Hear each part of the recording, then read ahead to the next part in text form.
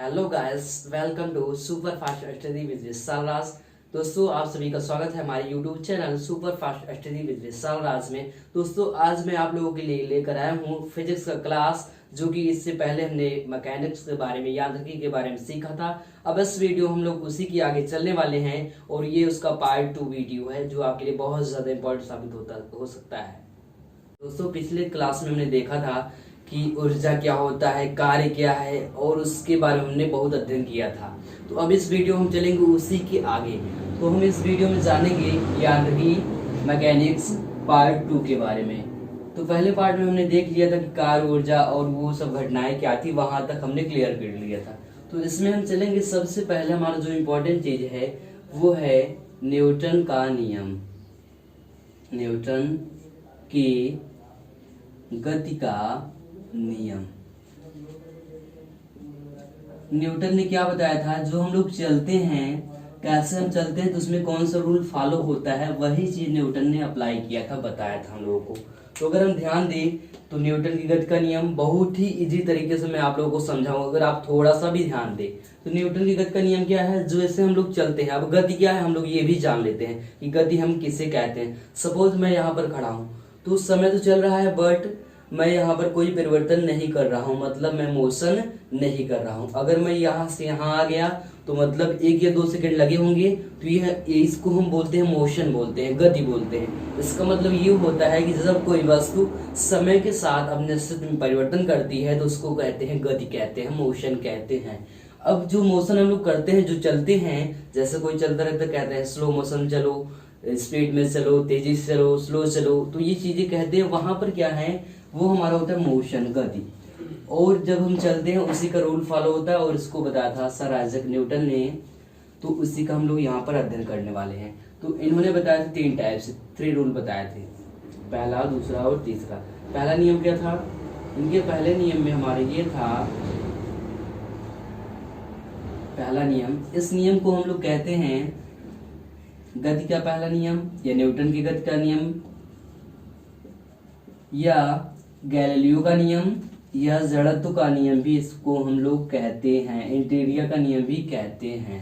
अगर हम ध्यान दें पहले नियम पर कि पहला हमारा नियम है क्या, तो इसमें सिंपल सा मतलब ये है कि जब कोई वस्तु चलती है तो वो चलती ही रहती है, और अगर कोई वस्तु विराम है, मतलब रुकी हुई है, तो वो रुकी हुई रहती है। जैसे सपोज मान लेते हैं कहीं पर साइकिल है, बाइक है, अगर वो रखा गया है तो वो वहां पर रुका ही रहेगा जब तक हम उसको स्टार्ट करके आगे की ओर नहीं ले जाएंगे। तो उसी प्रकार से इसमें इन्होंने बताया, न्यूटन ने कहा कि गति के पहले नियम के अनुसार जब कोई वस्तु विराम अवस्था में रहता है तो विराम अवस्था में रहेगा, और यदि गति अवस्था में है तो वो गति अवस्था में रहेगा, जब तक हम उस पर कोई बाहरी बल ना लगाएं। तो इसका एग्जाम्पल सिंपल सा हो जाएगा। इसका एग्जाम्पल क्या होगा दोस्तों, देख लीजिए। जैसे चलती हुई कार, चलती हुई कार।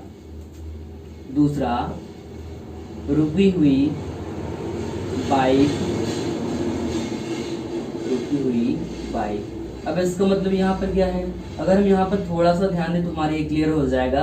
अब जैसे हम कह रहे हैं चलती हुई कार, अब कार जैसे चल रहा है तो वो अपने आप तो रुकेगा नहीं, जब तक हम वहां पर ब्रेक लगाते हैं तब जाकर हमारा कार रुकता है। वही अगर हम साइकिल की बात करें या बाइक की बात करें, अगर वो स्टॉप है, एक जगह पर रुकी हुई है, तो हम उसको अपने बल द्वारा बाहरी बल लगाते हैं, तब उसको हम लोग आगे ले चलते हैं। तो वो हमारा होता है यही, मतलब गति का पहला नियम, या न्यूटन की गति का पहला नियम, या उससे हम जड़त्व का नियम या गैलीलियो का नियम भी इसे कहते हैं। तो इसका सिंपल सा मतलब ये हुआ कि जब कोई वस्तु रुकी हुई है, अर्थात विराम अवस्था में है, या फिर गति कर रही है, गति अवस्था में है, तो तब तक नहीं रुकेगी, तब तक कार्य नहीं रुकेगा जब तक हम कोई बाहरी बल उस पर नहीं लगाएंगे। तो ये हमारे न्यूटन की गति का पहला नियम अर्थात जड़त्व का नियम, ये हमारे यहाँ से क्लियर होता है। अगर हम दूसरे नियम की बात करें, न्यूटन की गति का दूसरा नियम, तो न्यूटन की गति का दूसरा नियम है, इस नियम को हम बल का नियम भी कहते हैं, बल का नियम भी कहते हैं। अब इसमें होता क्या क्या है, अगर हम यहाँ पर ध्यान दें तो बल क्या है, बल अगर हम जान जाते हैं कि फोर्स क्या होता है, तो उसे ही हम कहते हैं न्यूटन की गति का दूसरा नियम। बल का मतलब क्या है, बल व धक्का या खिंचाव है जो किसी वस्तु को विस्थापित करे या विस्थापित करने का प्रयास करें। इसका मतलब क्या, जैसे कोई वस्तु है, सपोज ये रखा हुआ है यहाँ पर, हम इसको क्या करें, बल लगाकर इधर कर दें या फिर इधर लाएं, कहीं भी जब लाते हैं बल लगा करके, या तो हम उसको धक्का देंगे या तो उसको खींचेंगे, दो ही चीजें हो सकती हैं। जैसे आपको यहाँ पर दीवार दिख रहा है, इसको मैं क्या कर ठेल सकता हूँ, अगर ये गिर गया तब भी ठीक है, नहीं गिरा तब भी ठीक है, मैंने प्रयास तो किया, तो इसको हम लोग कहते हैं फोर्स कहते हैं। इसका मतलब क्या कि जब कोई वस्तु है, अगर हम उस पर क्या करते हैं, बल लगाते हैं या खींचते हैं, तो उसको बोलते हैं धक्का या खिंचाव करते हैं, तो उसको अगर विस्थापित हो या विस्थापित नहीं हो रहा है फिर भी हमने प्रयास किया, तो उसको कहते हैं बल, अर्थात वो हमारा फोर्स कहलाता है। अगर हम इसको दूसरी भाषा में बताएं तो कह सकते हैं द्रव्यमान और त्वरण के गुणनफल को बल कहते हैं। इसके मात्रा के बारे में मैंने पहले लेसन बताया था, जब हम वहां पर पहले लेसन चल रहे थे उसमें हमने इसके बारे में डिस्कस किया है, और इसके मात्रा और बीमा के बारे में हमने बताया था वहां पर। वही तो हमारे इस गति को जो दूसरा नियम है उसको कहते हैं क्या, बल का नियम भी कहते हैं। सिंपल सा मतलब आप अगर बल की परिभाषा जान जाते हैं तो ये हमारे ये नियम डन हो जाता है यहाँ से। अब अगर हम इसके एग्जाम्पल पर चले, तो जब हम लोग कहीं से गिरते हैं, जैसे कहीं से गिरते हैं, गिरने का मतलब क्या, कहीं स्लिप करके अगर गिर गया, मान लीजिए जैसे हम लोग दौड़ते रहते हैं गिर जाते हैं, या फिर साइकिल से जाते रहते हैं गिर जाते हैं, तो गिरते हो तो हमें चोट लगता है। अब चोट लगता है तो उसका कारण क्या है, बल है। उसका रीजन जो है न्यूटन की गति का दूसरा नियम फोर्स है, बल है उसका दूसरा नियम, और इसी के कारण हमें चोट आता है। यही हमारा दूसरा प्रैक्टिकली इसका प्रयोग है। अगर भाई दूसरा बात करें इसका एग्जाम्पल, तो जब हम गेंद को कैच करते हैं, गेंद को कैच करना, तो क्या होता है, अगर हम कैच करते हैं तब भी हमारे हाथों में चोट आता है, और इसको कम करने के लिए हम उसको क्या करते हैं, हाथ को पीछे की ओर करते हैं, जिससे क्या हो, हमें हाथों में हमारे चोट कम आए। तो ये भी इसका एक एग्जाम्पल हो सकता है। वही अगर हम और एग्जाम्पल की बात करें, तो जब हम लोग जैसे बस में बैठे होते हैं या फिर कार में रहते हैं या फिर बाइक पर बैठे होते हैं, जैसे ही हम गाड़ी को स्टार्ट करके आगे की ओर ले जाते हैं तो हम लोग पीछे की ओर हो जाते हैं। मतलब जब आगे की ओर बढ़ते हैं तो हमारा शरीर जो है पीछे की ओर होता है।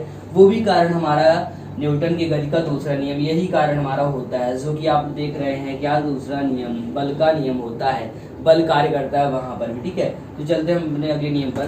तो तीसरा नियम है हमारा न्यूटन की गति का तीसरा नियम। इस नियम का एक दूसरा भी नाम है जिसको हम लोग कहते हैं एक्शन रिएक्शन लॉ, क्रिया प्रतिक्रिया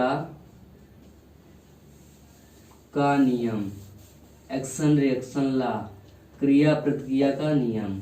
अब इसमें क्या होता है, इसमें सिंपल सा मतलब ये है कि जब कोई पहली वस्तु किसी दूसरे वस्तु पर बल लगाती है तो दूसरी वस्तु भी पहले वस्तु पर बल लगाती है, उतना ही बल लगाएगी जितना पहली वस्तु दूसरी वस्तु पर लगाएगी। तो इसे हम कहते हैं एक्शन रिएक्शन या क्रिया प्रतिक्रिया या न्यूटन की गति का तीसरा नियम कहते हैं। सिंपल सा मतलब ये है कि यदि कोई वस्तु, मतलब दो वस्तुएं जब होती हैं, अगर पहली वस्तु दूसरे वस्तु पर जितना फोर्स लगाता है, बल लगाता है, दूसरा वस्तु भी पहले वस्तु पर उतना ही फोर्स लगाता है। तो ये हमारा कहलाता है एक्शन रिएक्शन लॉ, क्रिया प्रतिक्रिया का नियम या न्यूटन की गति का तीसरा नियम भी इसे कहते हैं। सपोज जैसे आप लोग झगड़ा करते रहते हो, अचानक किसी ने एक पड़ाका किसी को मार दिया, एक को, तो अगला भी उसको एक मार दे, तो एक्शन जैसे आप करते हो वैसे आपको रिएक्शन मिलेगा। जैसे आप किसी से बात करते हो, जैसे आप अच्छा बात करोगे तो वो आपको अच्छा आंसर मिलेगा, आप झगड़ा करते हो आपको झगड़ा मिलेगा। तो ये चीज यहाँ पर क्या है, ये आपका एक्शन रिएक्शन लॉ, जो कि आप देख रहे हैं थर्ड लॉ,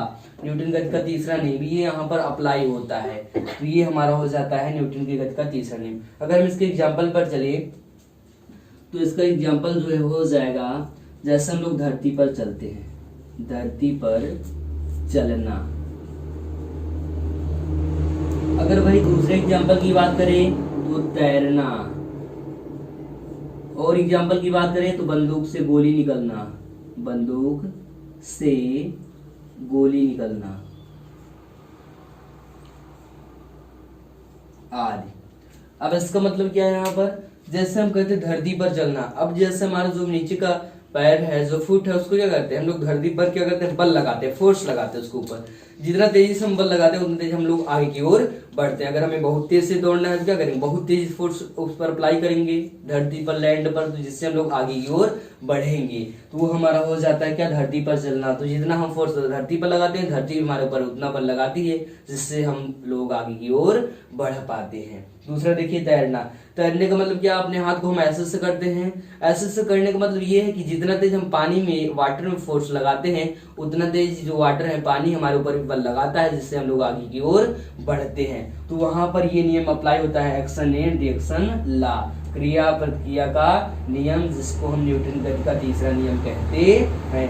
वही अगर हम बात करें बंदूक से गोली निकलना, तो जो बंदूक है जब गोली की आगे की ओर निकलता है तो हमें उतना झटका पीछे की ओर देता है। अगर हम और एग्जांपल की बात करें तो जैसे हमारा होता है रॉकेट। रॉकेट क्या होता है, ऊपर की ओर जाता है, जितना तेज गैस पीछे नीचे से निकलता है उतना ही वो ऊपर की ओर आगे से बहुत तेजी से बढ़ता है। तो ये हमारा तीसरा नियम अर्थात एक्शन रिएक्शन लॉ का यहाँ से डन होता है। इसका जो एग्जाम्पल है और ये सब जो घटनाएं हैं ये आपके एग्जाम में चाहे एसएससी लेवल के हों या फिर यूपीएससी या फिर बीपीएससी, किसी भी एग्जाम में ये भी पूछ सकता है। मे भी अगर आप यूपी बोर्ड या किसी और बोर्ड में पढ़ाई कर रहे हो, हाई स्कूल इंटर में हो, तो वहां पर भी ये सारे क्वेश्चंस वहां करने के चांसेस होते हैं। तो वही हम चलते हैं इसमें आगे, अगले मोमेंट की बात करते हैं हम लोग यहाँ पर मोमेंटम की, कि हमारा संवेग क्या होता है। हम लोग बात करने वाले हैं संवेग, इस संवेग का क्या मतलब है यहाँ पर। जैसे कि हमने यहाँ पर देख लिया, हमारे 3 लाइन क्लियर हो गया कि क्या है गति का पहला नियम, क्या है दूसरा नियम, क्या है। इसके साथ साथ हम लोगों ने यहाँ तक देखा। अब यहाँ पर हम बात करने वाले मोमेंटम की, संवेग की। संवेग क्या है, ये भी घटना हमारा रिलेटेड होता है यही न्यूटन का नियम से, या फिर आप कह सकते हो मोशन से रिलेटेड होता है। तो हम लोग बात करते हैं संवेग पर। अगर हम बात करें संवेग की, मोमेंटम की, कि मोमेंटम क्या है, संवेग क्या है, ठीक है दोस्तों। तो अगर हम बात करें मोमेंटम की, मोमेंटम,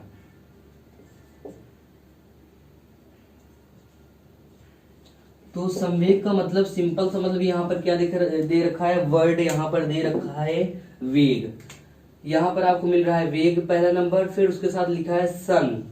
तो यहाँ पर याद रखना, अगर हम इसको 2 वर्ड में डिवाइड करें, 2 पार्ट में, सन का मतलब होता है द्रव्यमान मास, और वेग का मतलब होता है वेग प्लस वेग।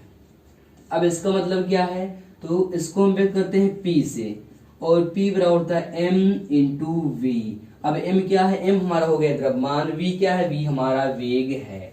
इसका मतलब क्या, अगर यहाँ पर हम थोड़ा सा ध्यान दें तो ये हमारा क्लियर हो जाएगा।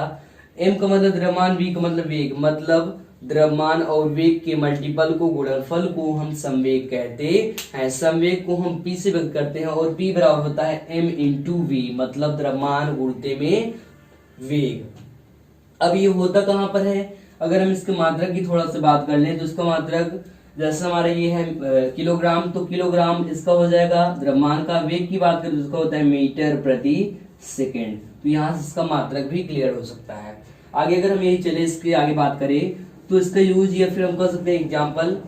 तो यहाँ पर हम लोग को 2 वर्ड मिल रहा है, पहला नंबर द्रव्यमान, दूसरा नंबर वेग। मतलब जैसे अगर ये मार्कर है, इसका कुछ द्रव्यमान होगा, द्रव्यमान है, तो अगर हम इसको आगे की ओर ले चलेंगे वेग के साथ, तो ये हमारा बन जाएगा मोमेंटम, अर्थात संवेग बन जाएगा। इसके पहले हमने एग्जांपल थोड़ा सा बताया था, जैसे गेंद को कैच करना, तो वहां पर भी हमारा मोमेंटम का फार्मूला ये अप्लाई होता है। ये हेडिंग वहां पर भी अप्लाई कर सकते हो आप, कि मोमेंटम क्या है। जैसे हम गेंद को कैच करते हैं, अब कैच कर रहे हैं तो वहां से क्या गेंद आ रही है, ऐसा हमको पीछे करते हैं, रीजन क्या है, वो गेंद है, उसमें द्रव्यमान और वेग दोनों है। जब हम पीछे करते हैं उसका जो मोमेंटम होता है वो कम होता है, जिसके कारण हमारे हाथ में चोट कम आती है। वही अगर हम दूसरा बात कर लें तो जैसे कोई भी वस्तु है, कहीं पर भी हम लोग मारते हैं, अटैक करते हैं, तो वहां से क्या वापस अगर लौट रहा है, वो भी हमारा कारण होता है मोमेंटम का, कि वहां से जैसे गया तो उसमें क्या होगा, वेग होगा और हमारा द्रव्यमान होगा, 2 चीजें होती हैं।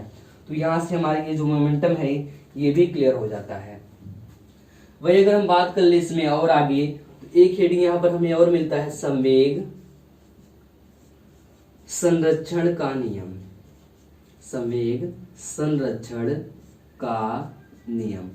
अब ये क्या होता है, ये अगर हम ध्यान दें यहाँ पर संवेग संरक्षण, तो हमें वर्ड मिला है संरक्षण। जैसे हम कह दें जल संरक्षण का नियम, पानी को बचाओ, जल संरक्षित करो, पौधों को संरक्षित करो, तो इसका मतलब क्या, उसको होता है बचाना।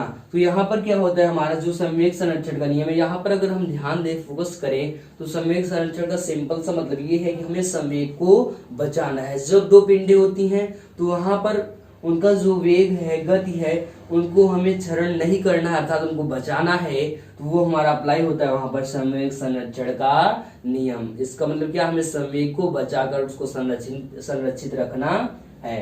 तो ये हमारा संवेग संरक्षण का नियम भी यहाँ से अप्लाई हो जाता है। अगर हम यहाँ पर ध्यान दें थोड़ा से, तो यहाँ पर हमारा जो रॉकेट होता है उसका होता है ना, रॉकेट का जो आगे का भाग होता है वो अप्लाई होता है किस पर, इस पर संवेग संरक्षण के नियम पर। जो रॉकेट उड़ता है वो चीज होता है यहाँ पर। अगर ये हमारा वीडियो आपको पसंद आया तो वीडियो को लाइक करें, सब्सक्राइब करें, और अगर हमारे चैनल पर नए हैं तो बेल आइकन को प्रेस कर दे, तो जो भी हम वीडियो बनाते रहे वो आपको सीधा प्रोवाइड होता रहे।